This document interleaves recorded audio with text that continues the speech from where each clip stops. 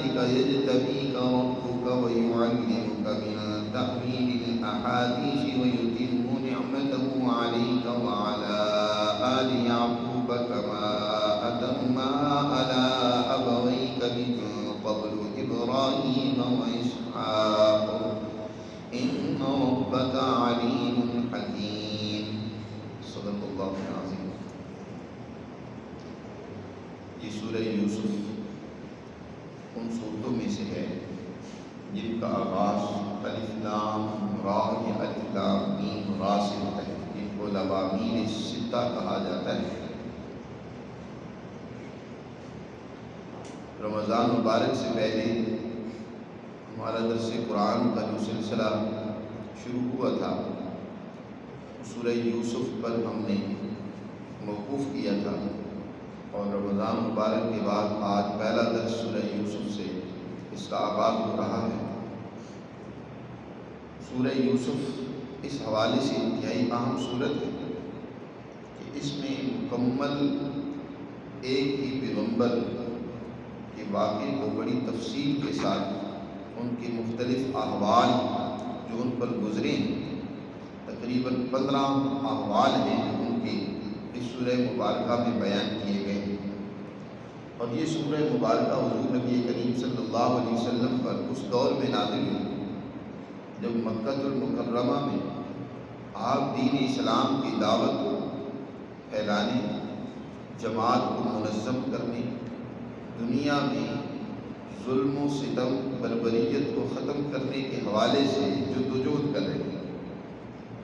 آپ کی اس وقت جدوجہد جو انتہائی مشکل اور کٹھن حالات سے گزر رہی ہے، ضروری ہے کہ آپ کو ماضی کے اسی طرح کے واقعے کے ذریعے سے رہنمائی دی جائے.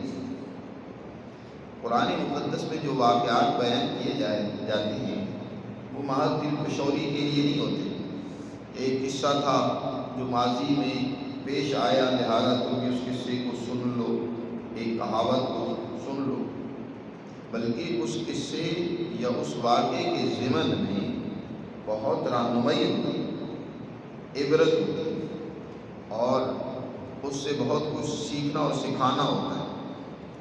تو نبی کریم صلی اللہ علیہ وسلم کو یہ واقعہ سنایا گیا اور یہ بات پہلے دن سے ہی بتا دی گئی کہ آپ پر بھی کچھ اسی طرح کے واقعات و احوال آئیں گے جس طرح آپ کے بھائی یوسف علیہ السلام جو اللہ کے وہ بھی ایک عظیم پیغمبر گزرے ہیں ان پر واقعات پیش. جیسے انہیں اپنی ہی بھائیوں سے تکلیفیں سہنی پڑی، مشکل حالات سے انہیں گزرنا پڑا، لیکن آخر انہوں نے کیسا معاشی عدل قائم کیا، انصاف پر مبنی حکمرانی قائم کی. اسی طرح آپ بھی دنیا میں عدل و انصاف پر مبنی حکمرانی قائم کریں گے، دنیا میں معاشی خوشحالی کا سسٹم دے گی، لیکن آپ کو بھی ان مشکلات سے گزرنا پڑے گا. اللہ تعالیٰ ارشاد فرماتی ہے الف لام را. الف لام را کی تفسیر کے بارے میں پہلے بات ہو چکی ہے کہ الف یہ غیب پر دلالت کرتا ہے. یہ آنے والا نور سورہ یوسف کی صورت میں یہ درجہ غیب میں تھا. اللہ نے اس کو متعین کیا انسانیت کی رہنمائی کے لیے، اس کو نازل کرنے کے لیے اسے ان الفاظ کا جامع پہنایا. لام تعریف اور تعین پر دلالت کرتا ہے، اور را جو ہے یہ تکرار پر دلالت کرتا ہے کہ یہ نور الہی ہر دور میں انسانیت کی رہنمائی کے لیے آتا رہا ہے. ماضی میں بھی یہ اللہ کا نور یوسف علیہ السلام پر اترا، اور اسی طرح آج نبی کریم صلی اللہ علیہ وسلم پر یہ نور اترا ہے انسانیت کی رہنمائی کے لیے. یہ واقعات، یہ حالات انسانیت کی رہنمائی کے لیے اللہ نے ہر دور میں اس طرح کی جدوجہد کرنے والوں کو دکھلائے. اس کے بعد فرمایا تلک آیات الکتاب المبین. یہ آیتیں ہیں کتاب کی جو مبین، روشن، واضح اور دو آیات ہیں. اس میں کسی قسم کا کوئی اشتباہ، کسی قسم کا کوئی خفا نہیں ہے. واضح، یہ کھول کر حقائق کو بیان کرنے والی کتاب ہے۔ اس کی یہ کچھ آیات ہیں جو سورہ یوسف کی صورت میں تمہارے سامنے بیان کی جا رہی ہیں۔ اِنَّا أَنزَلْنَاهُ قُرْآنًا عَرَبِيًّا لَعَلَّكُمْ تَعْقِلُونَ، بے شک ان آیتوں کو ہم نے عربی زبان میں قرآن بنا کر نازل کیا ہے۔ یہ واقعہ تو یقیناً عبرانی زبان میں پیش آیا، لیکن اللہ نے عبرانی زبان میں اس کو نقل نہیں کی، کیونکہ اگر عبرانی زبان میں پیش کیا جاتا تو قرآن مقدس کے جو پہلے مخاطب ہیں، جن کو پہلے سمجھانا مقصود ہے، ان کی زبان تو عربی ہے، وہ اس واقعے کو سمجھ ہی نہ پاتے، اس زبان کو جان ہی نہ پاتے، اور ان کی ابھی تو دلچسپی نہیں ہے۔ ان کو کہا جائے کہ پہلے عبرانی زبان سیکھو پھر تمہیں اس واقعے کا پتہ چلے گا، تو ایسا کون کرے گا؟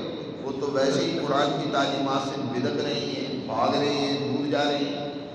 اس لیے انہی کی زبان میں، جو ان کی اپنی مادری زبان ہے، اس واقعے کو قرآن نے بیان کیا ہے۔ فرمایا اِنَّا أَنزَلْنَاهُ قُرْآنًا عَرَبِيًّا، کہ ہم نے اس واقعے کو، اس سورہ مبارکہ کو عربی زبان میں قرآن بنا کر آپ کی طرف نازل کیا ہے، لَعَلَّكُمْ تَعْقِلُونَ، تاکہ تم سمجھو کہ تمہیں کیا بات سمجھانا مقصود ہے، تمہارے سامنے کیا واقعہ بیان کیا جا رہا ہے۔ تو قرآن اصل میں سمجھنے کے لیے نازل ہوا ہے، کہ اس کو سمجھا جائے، اس سے رہنمائی لی جائے، عقل لی جائے۔ صرف برکت کے طور پر پڑھ لینا کافی نہیں ہے، کہ سمجھنا نہیں ہے، اور پھر اس سے اگلا درجہ کہ سمجھ کر اس پر عمل کرنا وہی نہیں ہے۔ محض برکت کے طور پر پڑھ لیا، چوم لیا، سینے سے لگا لیا، یہ بھی اچھی بات ہے، اس کا احترام اور تعظیم ضروری ہے، لیکن محض کسی کو کافی سمجھ لینا یہ درست نہیں ہے۔ قرآن نے کہا ہم نے اس لیے نازل کی ہے لعلکم تعقلون، تاکہ تم میں عقل پیدا ہو، سمجھ اور شعور پیدا ہو۔ نحن نقص عليك احسن القصص بما اوحينا اليك هذا القرآن، ہم تمہارے سامنے ایک بہترین قصہ اور واقعہ بیان کرتے ہیں، بما اوحينا اليك هذا القرآن، اس وجہ سے کہ ہم نے آپ کی طرف اس قرآن کو نازل کیا ہے، لہذا اس قرآن کے ذریعے سے ہم تمہارے سامنے احسن القصص، اس واقعے کو بہترین قصہ کہا گیا۔ قصہ کہتے ہیں جس کے پیچھے چلا جائے، جیسے موسیٰ علیہ السلام کا واقعہ ذکر ہوا ہے کہ ان کی والدہ کہتی ہے اپنی بیٹی کو کہ اس تابوت کے پیچھے، اس تابوت کے پیچھے تم چلو، وہاں قصی ہی کے الفاظ ہیں، قصی ہی، اس کے پیچھے چلو، یہ کدھر جاتا ہے تابوت، کہاں پہنچتا ہے، تو اسی سے قصہ ہے، قصص جمع ہے اس کی، قصص یا قصہ کہتے ہیں جس کے پیچھے چلا جائے، یعنی اس سے سبق سیکھا جائے، اس سے رہنمائی لی جائے کہ ہم نے بھی اسی طرح کے حالات سے گزرنا ہے، ہم نے بھی یہ اعمال کرنے ہیں۔ اور اس کو احسن القصص اس لیے کہا گیا کہ اس میں نبی کریم صلی اللہ علیہ وسلم کی جد و جہد کو، جو مستقبل میں جو حضور کے ساتھ احوال اور واقعات پیش آنے والے ہیں، ان کی طرف اس یوسف علیہ السلام کے واقعے اور قصے کے ذریعے سے بڑی عمدگی کے ساتھ رہنمائی کی گئی ہے۔ اور پھر دیگر انبیاء علیہ السلام کے جو واقعات بیان ہوئے ہیں قرآن مقدس میں، اس قدر کسی پیغمبر کا ایک جگہ پر تفصیل سے ذکر نہیں ملتا جس قدر یوسف علیہ السلام کا واقعہ ہے۔ اس پوری صورت میں اکیلے یوسف علیہ السلام کا واقعہ تفصیل کے ساتھ ذکر کیا گیا۔ دیگر انبیاء علیہ السلام کی زندگی کا کوئی ایک حصہ ایک صورت میں ذکر کیا گیا، اس سے استدلال کیا گیا، اور دوسری صورت میں دوسرا حصہ ذکر کیا گیا اور اس سے استشہاد کیا گیا۔ اس تفصیل سے، اس ترتیب سے یہ جو واقعہ ذکر کیا گیا ہے، کسی اور واقعے کو نہیں ذکر کیا گیا، اس لیے اسی کو احسن القصص قرآن نے کہا ہے کہ ہم نے بہترین قصہ تمہارے سامنے ہم بیان کرتے ہیں۔ وَإِن كُنتَ مِن قَبْلِهِ لَمِنَ الْغَافِلِينَ، اور بے شک آپ بھی اس سے پہلے انہی لوگوں میں سے تھے جو اس واقعے کو نہیں جانتے تھے۔ جیسے یہ قریش مکہ اور بہت سارے لوگ اس واقعے سے ناواقف تھے، اسی طرح آپ کو بھی اس واقعے کا علم نہیں تھا۔ ہم نے آپ کو یہ واقعہ بیان کیا، آپ کو سنایا اور آپ کو بتایا اور تفصیل کے ساتھ ہم آپ کو سنا رہے ہیں، لہٰذا اب آپ اپنی امت کو سنائیں۔ واقعہ کیا ہے؟ حضرت یوسف علیہ السلام کی زندگی کے 15 احوال میں سے پہلا حال ذکر کیا۔ حضرت یوسف علیہ السلام یعقوب علیہ السلام کے صاحبزادے، یعقوب علیہ السلام حضرت اسحاق کے بیٹے اور حضرت اسحاق حضرت ابراہیم علیہ السلام کے فرزند ارجمند ہیں۔ حضرت ابراہیم وہ پیغمبر ہیں جن کا تذکرہ گزشتہ صورت میں ہوا کہ فرشتے ان کے پاس آئے اور انہوں نے ایک بیٹے کی خوشخبری دی، اور صرف بیٹے کی ہی نہیں بلکہ فرمایا کہ ان سے بھی آگے اللہ اولاد آپ کو عطا کرے گا، یعنی پوتے بھی عطا کرے گا، اور وہ بھی تمہارے اس راستے پر ہوں گے، تمہاری اس دعوت کو، تمہارے اس نظریے اور فکر و عمل کو دنیا میں پھیلائیں گے۔ چنانچہ اللہ نے وہ بشارت حضرت اسحاق اور پھر حضرت اسحاق کے بعد یعقوب اور پھر یوسف علیہ السلام کے ذریعے سے پوری فرمائی۔ حضرت یعقوب علیہ السلام انہوں نے 4 شادیاں کی ہوئی تھیں، اور ان چاروں میں سے حضرت یعقوب کے 12 بیٹے تھے۔ ایک لیا ان کی اہلیہ تھی، ان سے 6 بیٹے تھے۔ اسی طرح دیگر دوسری 2 ازواج مطہرات کی بیویاں تھیں، ان سے بھی اولاد تھی، اور حضرت یوسف علیہ السلام اور ان کے چھوٹے بھائی بنیامین وہ ایک والدہ سے۔ اور اس دور کے قانون کے اعتبار سے جو بڑا بیٹا ہوتا تھا، باپ کے بعد وہ سب کا وہی ذمہ دار سمجھا جاتا تھا۔ یہی وجہ ہے کہ پہلے دور میں وراثت تقسیم نہیں ہوتی تھی، بلکہ باپ کے بعد جو بیٹا جانشین بنتا تھا وہ ساری وراثت اسی کے پاس آ جاتی تھی۔ اور کہا جاتا ہے نا کہ بڑا بھائی جو ہوتا ہے وہ باپ کے درجہ میں ہوتا ہے۔ یہ اسی وقت کی کہاوت مشہور ہے کہ اس کی وہی ذمہ داری سمجھی جاتی تھی جو باپ کی ہوتی تھی، کہ وہ پورے خاندان کو، گھر کو لے کر چلتا ہے۔ کئی مرتبہ ایسا ہوتا تھا کہ بڑا بھائی جو ہے اس میں صلاحیت نہیں ہے، عقل نہیں ہے، وہ استعداد نہیں ہے جو بعض اوقات چھوٹے بھائیوں میں سے کسی میں ہوتی تھی، لیکن پھر بھی بڑے کو ہی وہ ذمہ داری سنبھالنی پڑتی تھی، یا لوگ اسی کو وہ ذمہ داری سپرد کر دیتے تھے۔ انبیاء علیہ السلام کا جو سلسلہ ہے، جس کے ذریعے سے دنیا کے اندر نور ہدایت پھیلا ہے، اس کی ذمہ داری استعداد کی بنیاد پر ہے۔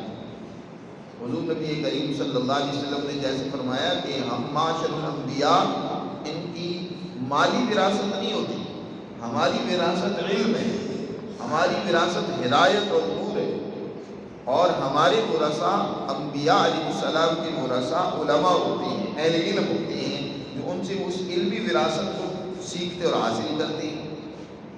اب حضرت یعقوب علیہ السلام کے بڑے بیٹوں میں وہ صلاحیت نہیں ہے، انہیں جانور پالنے اور اسی طرح مال و دولت اکٹھے کرنے، آپس میں کشتیاں کرنے، جھگڑنے اور لڑنے وغیرہ کے مشاغل میں اپنی بہادری کے جوہر دکھلانے میں وہ زیادہ مصروف رہتے ہیں، جبکہ نبوت ایک بہت بڑی ذمہ داری ہوتی ہے، انسانیت کی رہنمائی کرنی ہوتی ہے، اس کے لیے تو اور خاص استعداد کی ضرورت ہوتی ہے۔ اب وہ اللہ نے استعداد حضرت یوسف علیہ السلام نے رکھی ہے، اور اس استعداد کا اللہ نے اول دن سے ہی اظہار بھی کیا حضرت یوسف علیہ السلام کے ذریعے سے، کہ انہیں ایک خواب دکھلایا۔ اس کا قرآن نے یہاں ذکر کیا کہ یوسف علیہ السلام کی جب عمر قریب 13 برس ہو گئی، انہوں نے ایک خواب دیکھا، اور اس خواب میں کیا دیکھتے ہیں کہ ان کے باقی 11 بھائی، اور اس وقت ان کی ایک سوتیلی والدہ اور والد حضرت یعقوب علیہ السلام موجود ہیں، کہ اپنی حقیقی والدہ فوت ہو چکی ہے، اور اس طرح دوسری والدائیں بھی فوت ہو چکی ہیں، ایک صرف والدہ زندہ ہے۔ تو خواب میں کیا دیکھتے ہیں کہ 11 بھائی اور وہ والدہ اور والد، یعنی خواب میں بلکہ یہ دیکھا کہ چاند اور سورج اور 11 ستارے یوسف علیہ السلام کے سامنے سجدہ کر رہے ہیں، ان کو ان کی عظمت کو تسلیم کر رہے ہیں، ان کو گویا کہ گاڈ آف آنر پیش کر رہے ہیں، سلام کر رہے ہیں۔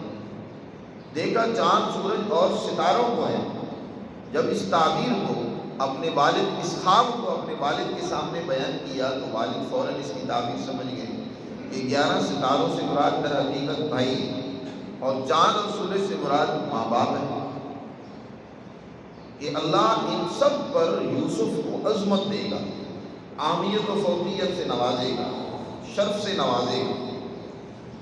حضرت یوسف علیہ السلام نے جب یہ خواب اپنے باپ کے سامنے ذکر کیا تو باپ نے اپنے بیٹے کو یہ خواب آگے بیان کرنے سے روک دیا، خاص طور پر بھائیوں کے سامنے خواب بیان کرنے سے روک دیا۔ یہ بالکل ایسی ہے جیسے نبی کریم صلی اللہ علیہ وسلم نے فرمایا کہ اگر کوئی خواب دیکھے تو اپنا خواب کسی کے سامنے بیان نہ کرے، یا تو کوئی بہت ہی مخلص اس کا دوست، اس سے محبت کرنے والا، چاہنے والا اس کے سامنے بیان کرے، یا کوئی صاحب علم ہو تو اس کے سامنے بیان کرنا چاہیے۔ اگر کوئی اوٹ پٹانگ تعبیر دے دیتا ہے یا حسد میں آ کر کوئی غلط رویہ اختیار کرتا ہے تو اس کے لیے درست نہیں ہوگا۔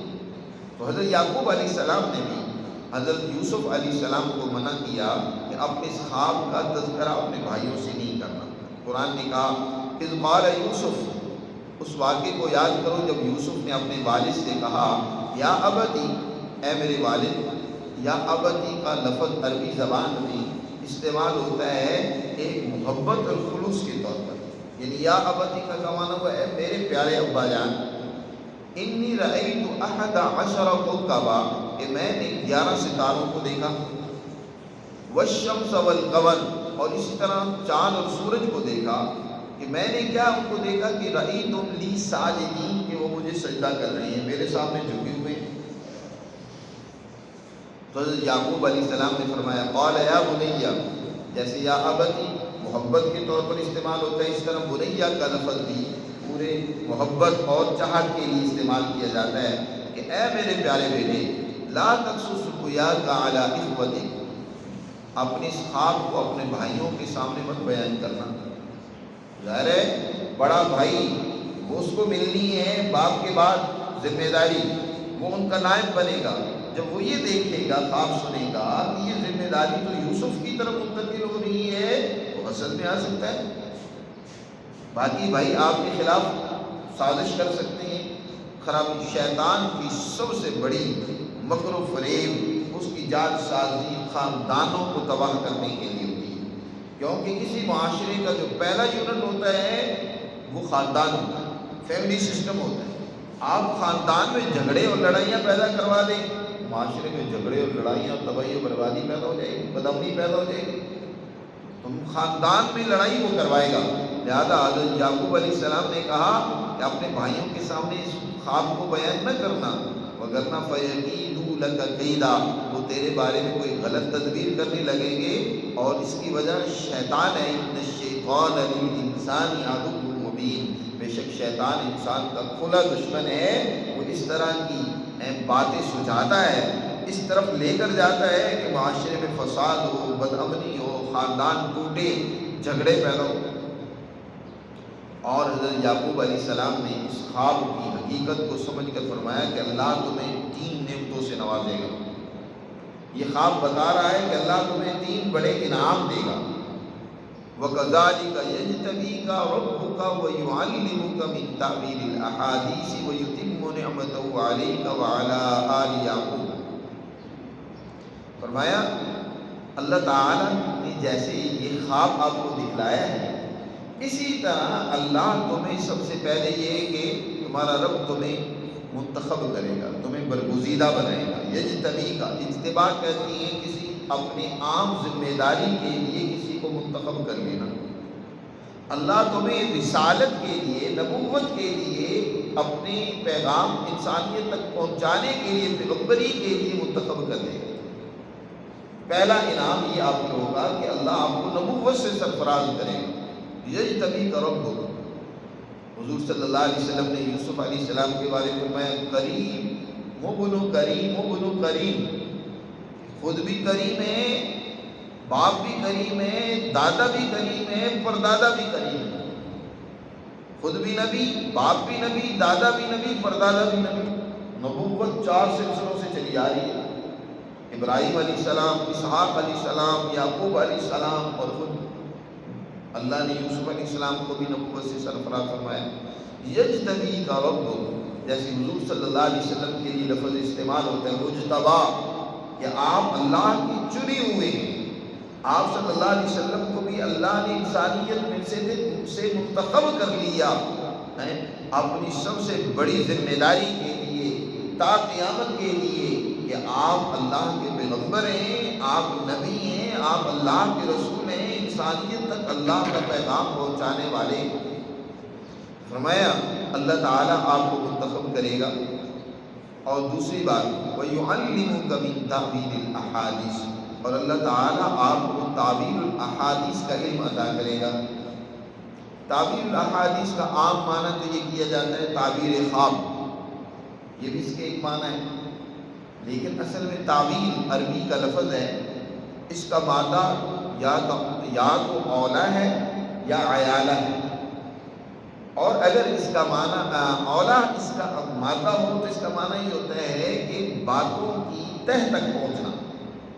جو بھی واقعات پیش آتے ہیں، جو بھی کوئی بات ہوتی ہے، اس کے پیچھے حقیقت کیا ہے، اس کے پیچھے سیاست اور حکمت کیا ہے، اس کو جاننا. یہ ایک بہت بڑا علم ہوتا ہے کہ انسان سوسائٹی میں پیش آنے والے واقعات و احوال کے پیچھے اصل ان کے جو اہداف و مقاصد ہیں ان کو سمجھنے کی کوشش کرے. بہت دفعہ ایسے ہوتا ہے کہ سامنے واقعہ کچھ اور ہوتا ہے، پیچھے اس کی اصل وجہ کچھ اور ہوتی ہے، مقاصد پیچھے کچھ اور ہوتی ہے.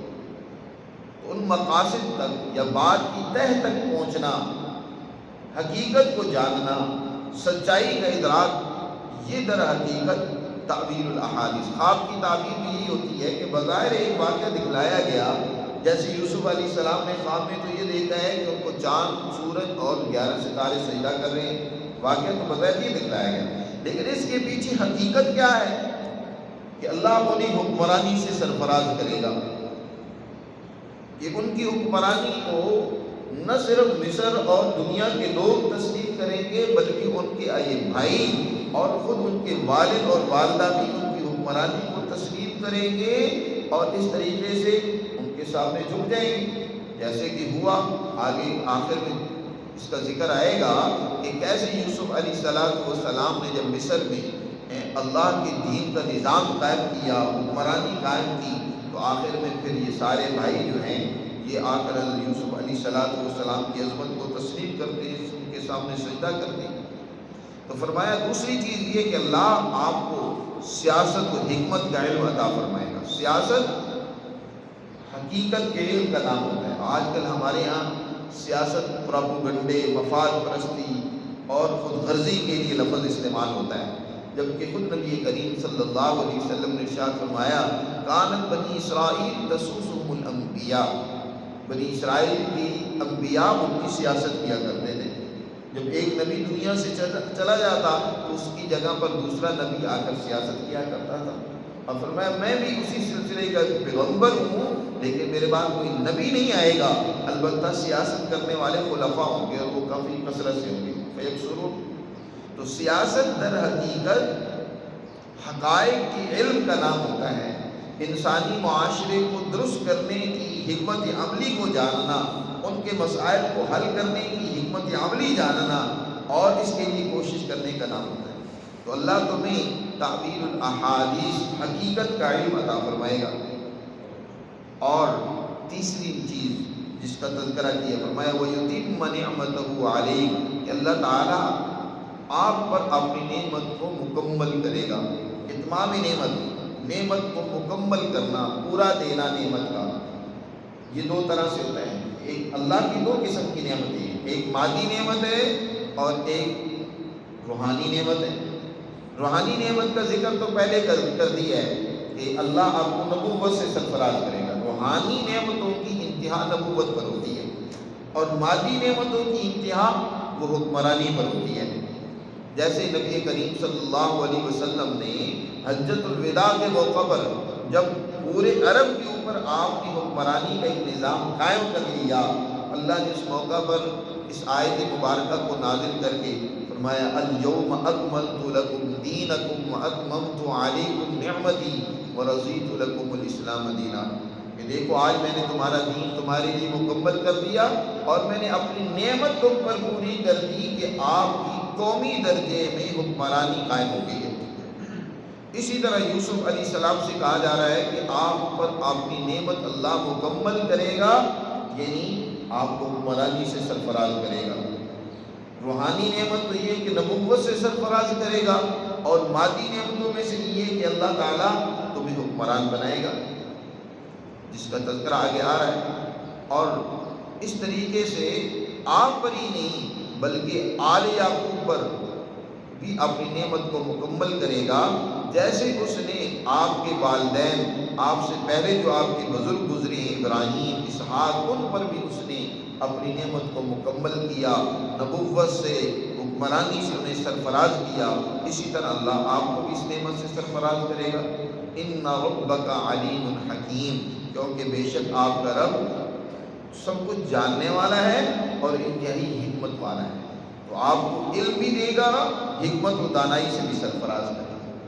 چنانچہ یوسف علیہ السلام کے واقعے کا یہ پہلا حال، ان کے واقعے کا پہلا جز اور حصہ یہاں بیان کیا کہ یوسف علیہ السلام نے بچپن میں ایک خواب دیکھا، اور اس خواب کی تعبیر حضرت یعقوب علیہ السلام نے یہ بیان کی کہ اللہ تعالیٰ آپ کو 3 نعمتوں سے سرفراز کرے گا، نبوت ملے گی، اور علم و حکمت، تعبیر الاحادیث کا علم اللہ تمہیں عطا کرے گا، اور تیسری ساتھ یہ کہ تمہیں اللہ مادی نعمتوں سے بھی روحانی نعمتوں سے بھی نوازے گا، اور اس کا اتمام تم پر ہوگا، کامل درجے کی نعمت تمہیں اللہ عطا فرمائے گا، یعنی حکمرانی اللہ تمہیں عطا فرمائے گا۔ آگے پھر حضرت یوسف علیہ السلام کا دوسرا حصہ واقعے کا تذکرہ کیا گیا اگلے رکوع میں، اس کی تفصیل انشاءاللہ آئندہ درس میں کریں گے۔ اللہ ہمیں سمجھ